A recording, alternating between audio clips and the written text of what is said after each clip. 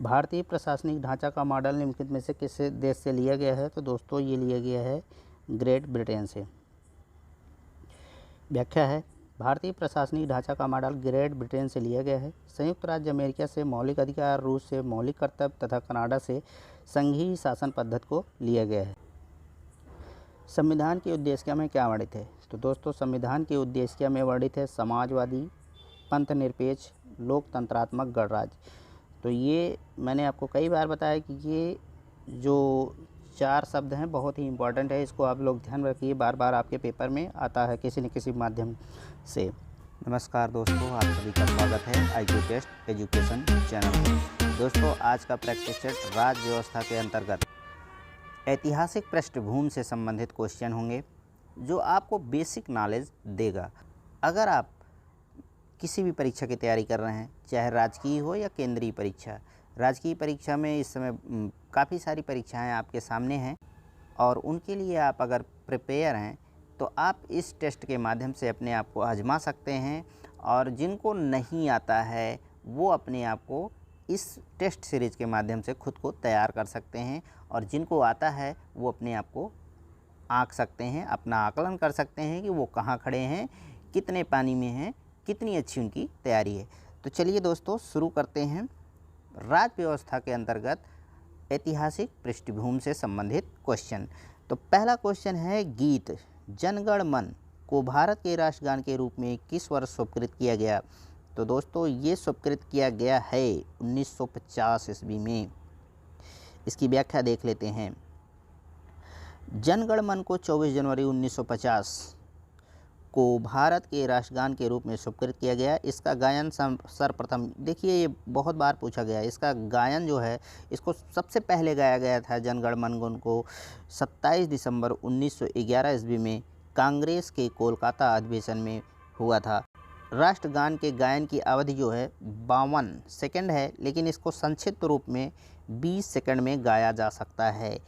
भारत का अंतिम वायसराय कौन था? तो दोस्तों ये थे लॉर्ड माउंटबेटन। व्याख्या देख लीजिए। भारत के अंतिम वायसराय लॉर्ड माउंटबेटन थे।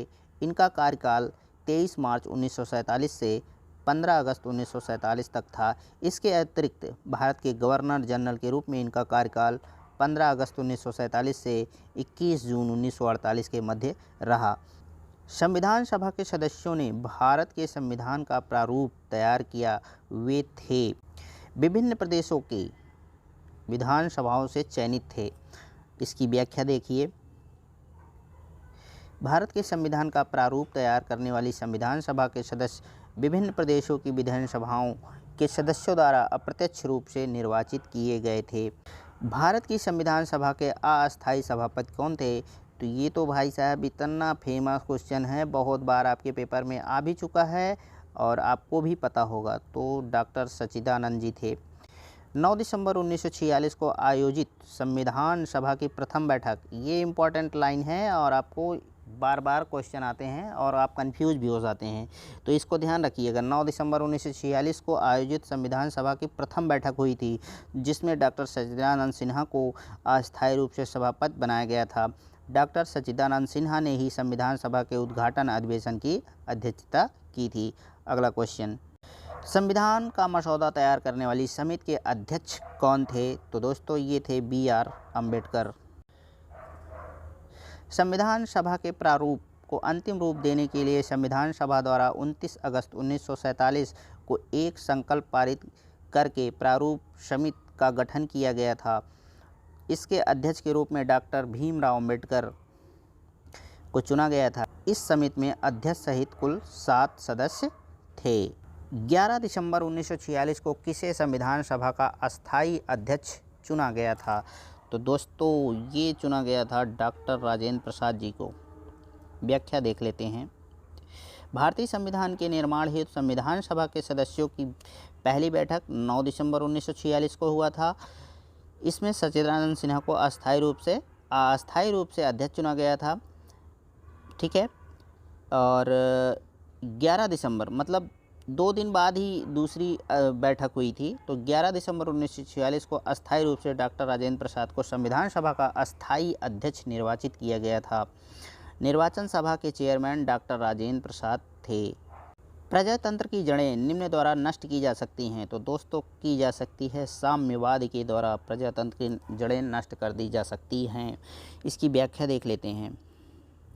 आतंकवाद तथा विद्रोह द्वारा प्रजातंत्र को अस्थिर या कमज़ोर किया जा सकता है, लेकिन उसकी जड़ों को समाप्त नहीं किया जा सकता। जबकि साम्यवाद प्रजातंत्र के विपरीत एक शासन प्रणाली है जो प्रजातंत्र के मूल सिद्धांतों को ही बदल देती है। भारतीय संविधान है अंशतः कठोर और लचीला। इसमें विशेष कुछ नहीं है। भारतीय संविधान कठोर भी है और लचीला भी है, बस ज़्यादा आपको कुछ बताना नहीं है। तो अगला क्वेश्चन, भारत एक धर्मनिरपेक्ष देश है, इसका तात्पर्य है। तो इसका तात्पर्य है कि उसका कोई राज धर्म नहीं है। भारत एक धर्मनिरपेक्ष देश है, इसका तात्पर्य है कि उसका राज्य स्तर पर कोई धर्म नहीं है। राज्य स्तर पर राज्य धर्म के संदर्भ में पूर्णतः तटस्थ है तथा राज्य प्रत्येक धर्म का समान आदर करता है। इनमें से कौन जुलाई 1946 में गठित संविधान सभा के सदस्य नहीं थे? तो दोस्तों अध्यक्ष नहीं थे महात्मा गांधी जी। 1946 में बनी संविधान सभा के सदस्यों में महात्मा गांधी नहीं थे। गणतंत्र होता है राज्य जहां पर अध्यक्ष वंशानुगत रूप से ना हो। तो देखिए इसमें ना हो लगा है, नहीं तो आपको लगे कि हाँ हो। तो इस ना और नहीं ये सब ध्यान देना चाहिए पेपर में, आपके पेपर में पूछा भी जाता है इस तरीके के फंसाने के लिए क्वेश्चन को। गणतंत्र से तात्पर्य एक ऐसे राष्ट्र से है जिसकी प्रमुख पद वंशानुगत न होकर निर्वाचन पर आधारित होता है तथा भारत के प्रमुख राष्ट्रपति का पद निर्वाचन पर आधारित है, जबकि ब्रिटेन में यह पद वंशानुगत है। इसको आप लोग ध्यान रख सकते हैं। प्रस्तावना का वह प्रावधान जो सभी वयस्क नागरिकों को मताधिकार का अधिकार देता है या मतदान का अधिकार प्रदान करता है। तो दोस्तों ये है गणतंत्र। संविधान की प्रस्तावना में हम भारत के लोगों द्वारा संपूर्ण प्रभुत्व संपन्न समाजवादी पंथनिरपेक्ष लोकतंत्रात्मक गणराज्य बनाने का संकल्प व्यक्त किया गया है, जो इसके हिसाब से विकल्प नंबर 4 सही है। कैबिनेट मिशन प्लान के अधीन बनी संविधान सभा में कितने सदस्य थे? तो 389 सदस्य थे दोस्तों। कैबिनेट मिशन की सिफारिश के अनुसार जुलाई 1946 में भारतीय संविधान सभा के निर्वाचन के लिए, जिसके लिए 10 लाख की जनसंख्या पर एक प्रतिनिधि चुना गया था, इस प्रतिनिधियों का चुनाव सीधे जनता द्वारा नहीं अपितु प्रांतीय सभाओं के प्रतिनिधियों को करना था। इस चुनाव में कुल 389 सदस्य संविधान सभा की सदस्यता हेतु निर्वाचित हुए थे। बेबेल योजना की असफलता का मुख्य कारण क्या था? तो दोस्तों बेबेल योजना की असफलता का मुख्य कारण था कांग्रेस तथा मुस्लिम लीग के मध्य सहमत का न हो पाना। 25 जून से 14 जुलाई 1945 के मध्य भारत के तत्कालीन ब्रिटिश वायसराय लॉर्ड वेवेल द्वारा शिमला में सम्मेलन बुलाया गया था, जिसमें हुआ क्या कि जिन्ना ने मांग किया कि सम्मेलन मुस्लिम लीग द्वारा आयोजित किया जाएगा, परंतु कांग्रेस ने जिन्ना की इस मांग को अस्वीकार कर दिया। तो बेबेल योजना असफल रही और बेवेल ने 14 जुलाई 1945 को सम्मेलन की विफलता की घोषणा कर दी। निम्नलिखित में से कौन भारत के संविधान निर्मात्री सभा में संवैधानिक सलाहकार थे? तो दोस्तों ये थे BN राव। व्याख्या, संविधान निर्मात्री सभा के संवैधानिक सलाहकार BN राव थे। इन्होंने 17 मार्च 1947 को प्रांतीय विधानमंडलों एवं केंद्रीय विधानमंडल के सदस्यों को प्रस्तावित संविधान की प्रमुख विशेषताओं के संदर्भ या संबंध में उनके विचारों को जानने के लिए एक प्रश्नावली भेजी। प्रश्नावली में शामिल प्रश्नों के उत्तरों के आधार पर परामर्श समिति ने एक रिपोर्ट तैयार की थी। संविधान के निर्माण में निम्न में से कौन सा दल शामिल नहीं था? तो दोस्तों ये शामिल नहीं था हिंदू महासभा, बाकी ये तीनों शामिल थे। इसको आप लोग ध्यान दीजिएगा। साम्यवादी दल भारतीय स्वतंत्रता को वास्तविक स्वतंत्रता नहीं मानते थे, वे इसे कांग्रेस को सत्ता का हस्तांतरण मानते थे, परंतु वे संविधान के निर्माण में शामिल थे। कम्युनिस्ट पार्टी के एक सदस्य, मुस्लिम लीग के 73, भारतीय राष्ट्रीय कांग्रेस के 208 सदस्य संविधान सभा में शामिल थे, परंतु हिंदू महासभा का कोई सदस्य इसमें शामिल नहीं था। तो दोस्तों ये जो फैक्ट मैंने बताया है इसको ध्यान में रखिएगा, कभी कभी मिलान करने के लिए दे दिया जाता है। निम्नलिखित में से कौन सा दल भारतीय संविधान सभा से संबद्ध नहीं था? तो दोस्तों ये था हिंदू महासभा। उपयुक्त प्रश्न में हिंदू महासभा भारतीय संविधान सभा से संबद्ध नहीं था, जबकि शेष अनुसूचित जाति संघ कम्युनिस्ट पार्टी के एक सदस्य भारतीय संविधान सभा के सदस्य थे। किस राजनीतिक दल की स्थापना स्वतंत्रता से पूर्व हुई?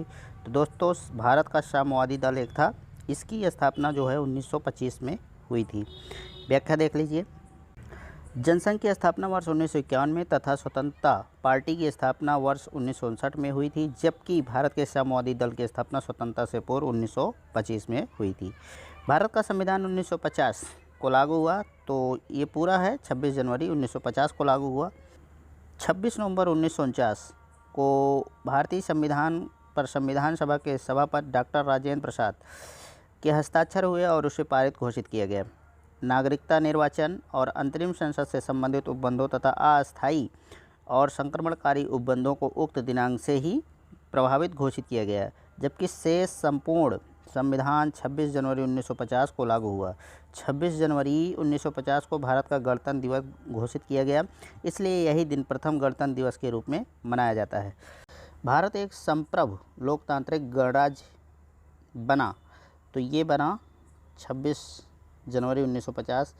तो ये गाना है, गाना नहीं है, बना है, ठीक है। व्याख्या। 2 वर्ष 11 महीने 18 दिन, कहने का मतलब 3 वर्ष, लगभग 3 वर्ष, 12 दिन कम 3 वर्ष के अथक और निरंतर परिश्रम के पश्चात 26 नवंबर 1949 तक संविधान के निर्माण का कार्य पूरा कर लिया गया था तथा उसके कुछ उपबंध उसी दिन लागू कर दिए गए थे। तो संविधान का कुछ भाग 26 नवंबर 1949 को ही लागू कर दिया गया था, जबकि संपूर्ण संविधान 26 जनवरी 1950 को लागू किए गए थे। इसलिए भारत एक संप्रभु लोकतांत्रिक गणराज्य 26 जनवरी 1950 को बना। हमारे देश का संवैधानिक नाम क्या है? तो हमारे देश का नाम है भारत अर्थात इंडिया। संविधान के अनुच्छेद 1 में इस संघ का नाम भारत अर्थात इंडिया लिखा हुआ है। स्वतंत्र भारत के प्रथम कानून मंत्री कौन थे? तो दोस्तों ये थे डॉक्टर भीमराव अंबेडकर। निम्नलिखित में से भारतीय संविधान के ऊपर सबसे अधिक प्रभाव किसका पड़ा? तो ये अधिनियम की बात हो रही है, तो सबसे अधिक प्रभाव पड़ा था भारत सरकार अधिनियम 1935। भारत का वर्तमान संविधान एक बहुत बड़े अंश तक वर्ष 1935 के भारत शासन अधिनियम पर आधारित है। अधिनियम के लगभग 200 धाराएं बहुत कुछ अक्षरशः या वाक्य रचना में साधारण परिवर्तन करके नए संविधान में ले ली गई है। डॉक्टर पी देशमुख के शब्दों में संविधान 1935 का भारत सरकार अधिनियम ही है, सिर्फ वयस्क मताधिकार को जोड़ दिया गया है। तो दोस्तों भारत सरकार अधिनियम का 1935 का बहुत ही महत्व है भारतीय संविधान में। आधे से ज़्यादा इसमें सेम टू सेम धाराएं ले ली गई हैं। तो इसीलिए जब अपने खुद के दिमाग से कोई चीज़ ना हो, नकल किया जाए, तो संविधान हो या कोई और चीज़ हो, बड़ा हो ही जाएगा, जिस पर हम लोग बहुत गर्व करते हैं कि हमारा संविधान बहुत बड़ा है, बहुत अच्छा है। तो यही सब है। चलिए आगे। संविधान की संरचना की परिकल्पना का उद्भव सबसे पहले कहाँ हुआ था? तो दोस्तों ये हुआ था ब्रिटेन में। सबसे पहले संविधान की संरचना की परिकल्पना ब्रिटेन में 1608 ईस्वी में 13 कॉलोनीज़ के तहत की गई थी, जिसे मूर्त रूप ग्रेट ब्रिटेन के प्रभाव वाले जॉर्जिया अमेरिका में दिया गया था। किस देश ने सबसे पहले विश्व को लिखित संविधान दिया? तो दोस्तों ये दिया सबसे पहले अमेरिका ने। फिलाडेल्फिया सम्मेलन द्वारा अमेरिका के संविधान का निर्माण 1787 ईस्वी में किया गया था। ये इम्पोर्टेंट डेट है, इसको ध्यान रखिएगा। नवनिर्मित संविधान के अनुसार निर्वाचित सरकार ने 4 मार्च 1789 से कार्य करना प्रारंभ कर दिया। इस प्रकार विश्व के प्रथम निर्मित एवं लिखित संविधान का निर्माण अमेरिका में हुआ। विश्व में लिखित संविधान किस देश का सबसे विस्तृत है? तो दोस्तों जैसा कि आप सभी जानते हैं कि नकल किया हुआ संविधान भारत का है और इसीलिए बहुत विस्तृत हो गया। जब अपना दिमाग ना काम करे तो छांटने पीटने का दिमाग नहीं काम किया, और ज़्यादातर सब सारे के सारे दूसरे देशों से ही लिया गया है। लेकिन ठीक है, फ़िलहाल अच्छी चीज़ें हैं बहुत कुछ। भारत का निम्नलिखित संविधान विश्व का सबसे विस्तृत संविधान है। वर्तमान में इसमें कुल 395 अनुच्छेद, 12 अनुसूचियाँ तथा 22 भाग हैं। संविधान की विशालता के कारण ही आइवर जेनिंग्स ने भारतीय संविधान को वकीलों का स्वर्ग कहा है। जैसा कि आप सभी जानते ही हैं कि कोई भी कोर्ट केस हो जाए, ख़त्म होने का नाम ही नहीं लेता। अमेरिकी संविधान विश्व का सबसे संक्षिप्त संघात्मक संविधान है। इसमें केवल 7 धाराएँ हैं। तो दोस्तों एक इम्पॉर्टेंट क्वेश्चन यहाँ मिलता है आपको कि सबसे बड़ा संविधान भारत का है और सबसे छोटा संविधान अमेरिका का है। सर्वोच्च न्यायालय ने किस मुकदमे में यह बनाए रखा कि प्रस्तावना संविधान का भाग नहीं है? तो दोस्तों ये है बेरूबारी मुकदमा। व्याख्या। सर्वोच्च न्यायालय ने बेरोजगारी मुकदमे में यह बनाए रखा कि प्रस्तावना संविधान का भाग नहीं है। स्वतंत्रता प्राप्ति के पश्चात भारतीय राष्ट्रीय कांग्रेस की पहली बार विभाजन कब हुआ? तो ये हुआ 1969 में। भारतीय शासन व्यवस्था में एक प्रतिनिधियों में एक लोकप्रिय घटक को समाविष्ट करने का प्रथम प्रयास किसके द्वारा किया गया? तो ये किया गया भारतीय परिषद एक्ट 1861। यह पहला अवसर था जब 1861 के अधिनियम ने गैर सरकारी तत्वों को विधायी संस्थाओं के प्रतिनिधित्व देने का महत्वपूर्ण सिद्धांत स्वीकार किया गया। कहा जाता है कि इसके द्वारा आधुनिक प्रांतीय विधान मंडलों की नींव पड़ी। पहली बार देशवासियों को विधि निर्माण के कार्य में अंशतः भाग लेने का अवसर मिला था। निम्नलिखित में से कौन सा भारत में समस्त ब्रिटिश संवैधानिक प्रयोगों में से सबसे अल्पकालिक सिद्ध हुआ? Pitt's India act 1784। व्याख्या देख लेते हैं। भारत में समस्त ब्रिटिश संवैधानिक प्रयोगों में सबसे अल्पकालिक पिट्स इंडिया एक्ट 1784 था, क्योंकि इसके शीघ्र बाद 1786 ईस्वी का संशोधन एक्ट तथा वर्ष 1793 में चार्टर एक्ट आ गए थे।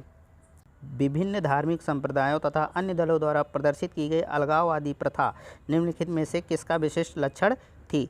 तो दोस्तों ये है भारत सरकार अधिनियम 1919। व्याख्या देखेंगे। वर्ष 1909 के भारत परिषद अधिनियम मार्ले मिंटो सुधार द्वारा मुस्लिमों को पृथक निर्वाचन मंडलों का प्रावधान किया गया था। ये हजारों बार क्वेश्चन आपके पेपर में आया है। मार्ले मिंटो सुधार 1909 मिलान करने के लिए आता है। अगर आप मिलान नहीं कर पाते हैं तो गलत हो जाता है, कन्फ्यूजन हो जाता है। इसको याद रखिए 1909 मार्ले मिंटो सुधार, जिसे वर्ष 1919 के भारत सरकार अधिनियम के द्वारा सिखों पर भी विस्तारित कर दिया गया था। निम्नलिखित में से किसका सबसे अधिक प्रभाव भारतीय संविधान के आपातकालीन उपबंध के ऊपर है? तो दोस्तों ये है जर्मनी का वेइमर संविधान। आपातकाल जो भारत में लगाया जाता है वो जर्मनी से लिया गया है, सीधी सी बात है। संविधान के प्रारूप समिति के समक्ष प्रस्तावना को प्रस्तावित करने वाला व्यक्ति कौन था? तो जवाहरलाल नेहरू जी थे। संविधान सभा का विधिवत उद्घाटन सोमवार 9 दिसंबर 1946 को प्रातः 11 बजे हुआ। 13 दिसंबर 1946 को जवाहरलाल नेहरू ने ऐतिहासिक उद्देश्य प्रस्ताव पेश किया। जो प्रस्ताव था, उद्देश्य प्रस्ताव था, वो जवाहरलाल नेहरू के द्वारा ही प्रस्तुत किया गया था। सीधी सी बात है। उद्देश्य प्रस्ताव के प्रारूप में भारत के भावी प्रभुत्व संपन्न लोकतांत्रिक गणराज्य की रूपरेखा प्रस्तुत की गई। इस प्रस्ताव में संविधान सभा को संविधान के मार्गदर्शी सिद्धांत एवं दर्शन दिए गए। अतः 22 जनवरी 1947 को संविधान सभा ने इस प्रस्ताव को स्वीकार कर लिया। निम्नलिखित में से संविधान का कौन सा एकात्मक लक्षण है? तो दोस्तों इसमें चारों सही है। मैं पढ़ के बता दे रहा हूँ। राष्ट्रपति किसी भी राज्य का शासन अपने अधिकार में ले सकता है यदि संविधानात्मक मशीनरी ठप पड़ गई हो। एकल संगठित न्यायपालिका, राष्ट्रीय आपातकाल की घोषणा। व्याख्या भी देख लीजिए। भारत में समूचे गणराज्य के लिए एकीकृत न्याय प्रणाली है जो संविधान के एकात्मक लक्षण को दर्शाती है व राष्ट्रीय आपातकाल को डॉक्टर अम्बेडकर ने एकात्मक शासन के लक्षण के रूप में उल्लिखित किया है। तो इस हिसाब से चौथा ऑप्शन सही है। दोस्तों अगर आपको वीडियो पसंद आ रहा है तो लाइक शेयर कमेंट ज़रूर करिए, और अगर चैनल पर नए हैं तो सब्सक्राइब भी कर लीजिए, क्योंकि आपका सहयोग हमारे लिए बहुत ज़रूरी है। अगर आप सहयोग नहीं करेंगे तो हम इस तरीके के प्रश्न शायद ना ला पाएँ। प्रस्तावना में उपयोग किए गए शब्द समाजवाद और धर्मनिरपेक्ष। तो दोस्तों ये था 42वें संविधान संशोधन में जोड़ा गया था। ये वर्ष 1976 में 42वें संविधान संशोधन। दोस्तों ये इस डेट को आप ज़रूर याद रखिए, लाखों बार आपके पेपर में आए हैं। तो क्या हुआ था? संशोधन द्वारा संविधान की प्रस्तावना में संपूर्ण प्रभुत्व संपन्न लोकतंत्रात्मक गणराज्य के स्थान पर संपूर्ण प्रभुत्व संपन्न लोकतंत्रात्मक पंथ निरपेक्ष समाजवादी गणराज्य शब्द जोड़े गए थे। निम्नलिखित में से कौन भारत को एक धर्मनिरपेक्ष राज्य बनाता है? तो दोस्तों ये बनाता है संविधान की प्रस्तावना। संविधान की प्रस्तावना में भारत को एक, दोस्तों ये जो मैं अभी शब्द बताने वाला हूँ, ये शब्द बहुत बार आपके पेपर में आए हैं घूम फिर कर किसी न किसी माध्यम से। इन शब्दों को आप रट लीजिए। क्या है? प्रभुत्व संपन्न समाजवादी पंथ निरपेक्ष तथा लोकतांत्रिक गणराज्य घोषित किया गया। पंथ निरपेक्ष शब्द को 42वें संविधान संशोधन अधिनियम 1976 द्वारा प्रस्तावना में जोड़ा गया था। प्रस्तावना के अतिरिक्त धार्मिक स्वतंत्रता के मूल अधिकार अनुच्छेद 25 से 28 तक में भारत को धर्मनिरपेक्ष राज्य बताया गया है, परंतु संविधान में धर्मनिरपेक्ष शब्द के स्थान पर पंथ निरपेक्ष शब्द का प्रयोग किया गया है। भारतवर्ष ने एक बलशाली केंद्र के साथ संघीय पद्धति की धारणा कहाँ से ली है? तो दोस्तों ये लिया है कनाडा से। भारतवर्ष में एक बलशाली केंद्र के साथ संघीय पद्धति की धारणा, जिसमें संघ एवं राज्यों के मध्य संबंध का उपबंध है, कनाडा के संविधान से लिया गया है। ठीक है, अगला क्वेश्चन, निम्नलिखित में से कौन सी एक विशेषता संविधान निर्माताओं के द्वारा संयुक्त राज्य अमेरिका के संविधान से लिया गया है? तो दोस्तों लिया गया है सर्वोच्च न्यायालय के न्यायाधीशों की बर्खास्तगी। ये बहुत ही इम्पोर्टेंट क्वेश्चन है। उपयुक्त प्रश्न के सभी उपबंधों के साथ संविधान की सर्वोच्चता, न्यायपालिका की स्वतंत्रता, निर्वाचित राष्ट्रपति एवं उस पर महाभियोग, उपराष्ट्रपति का पद व राज्यसभा का पदेन सभापति बनाने, उच्चतम एवं उच्च न्यायालयों के न्यायाधीशों को हटाने का प्रावधान संयुक्त राज्य अमेरिका के साथ लिया गया है या आधारित है। वर्ष 1947 के बाद निम्नलिखित में से किस राज्य को भारत के संघ के साथ बलपूर्वक मिलाया गया था? दोस्तों ये है हैदराबाद को मिलाया गया था। भारतीय प्रशासनिक ढांचा का मॉडल निम्नलिखित में से किस देश से लिया गया है? तो दोस्तों ये लिया गया है ग्रेट ब्रिटेन से। व्याख्या है, भारतीय प्रशासनिक ढांचा का मॉडल ग्रेट ब्रिटेन से लिया गया है। संयुक्त राज्य अमेरिका से मौलिक अधिकार, रूस से मौलिक कर्तव्य तथा कनाडा से संघीय शासन पद्धति को लिया गया है। बिहार राष्ट्रभाषा परिषद पटना का गठन कब किया गया था? तो ये किया गया था 1950 में। बिहार राष्ट्रभाषा परिषद पटना का गठन 1950 ईस्वी में किया गया था। फादर कामिल बुल्के इसके संस्थापक सदस्य थे। भारत का संविधान भारत को कैसे वर्णित करता है? तो दोस्तों ये करता है राज्यों का संघ। संविधान के अनुच्छेद 1 में भारत को राज्यों का संघ कहा गया है। संघ शब्द का प्रयोग यूनियन के अर्थ में किया गया है। इसके बाहर संघीय शब्द का उपयोग फेडरल के लिए भी किया जाता है, किंतु इस शब्द का संविधान में प्रयोग नहीं किया गया है। सार्वजनिक हित याचिका की संकल्पना की शुरुआत कहाँ की गई थी? तो दोस्तों ये किया गया था यूएसए में। यूएसए मतलब संयुक्त राज्य अमेरिका। लोकहित मुकदमे की संकल्पना का प्रारंभ संयुक्त राज्य अमेरिका में हुआ था। यह संकल्पना न्यायिक पुनरावलोकन की संकल्पना से उद्भव हुआ है। संविधान के उद्देश्य में क्या वर्णित है? तो दोस्तों संविधान के उद्देश्य में वर्णित है समाजवादी, पंथनिरपेक्ष, लोकतंत्रात्मक गणराज्य। तो ये मैंने आपको कई बार बताया कि ये जो 4 शब्द हैं बहुत ही इम्पोर्टेंट है। इसको आप लोग ध्यान रखिए, बार बार आपके पेपर में आता है किसी न किसी माध्यम से। संविधान के उद्देश्य क्या, जिसे प्रस्तावना कहते हैं, को जवाहरलाल नेहरू ने प्रस्तुत किया था। इसमें जो है समाजवादी, पंथनिरपेक्ष, लोकतंत्रात्मक गणराज्य बनाने के लिए वर्णित है। मूल संविधान में समाजवादी, पंथनिरपेक्ष शब्द नहीं था।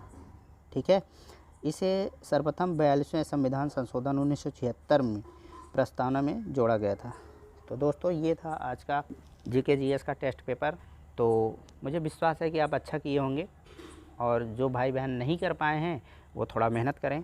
तो आप लोग सहयोग करिए, इस चैनल का भी सहयोग करिए। अगर आप नए हैं तो ज़रूर सब्सक्राइब करिए।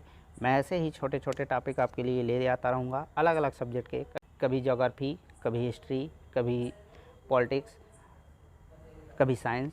तो आप लोग निश्चिंत रहिए, आप लोगों को प्रश्न बराबर मिलते रहेंगे। बस आप लोग तैयारी में लगे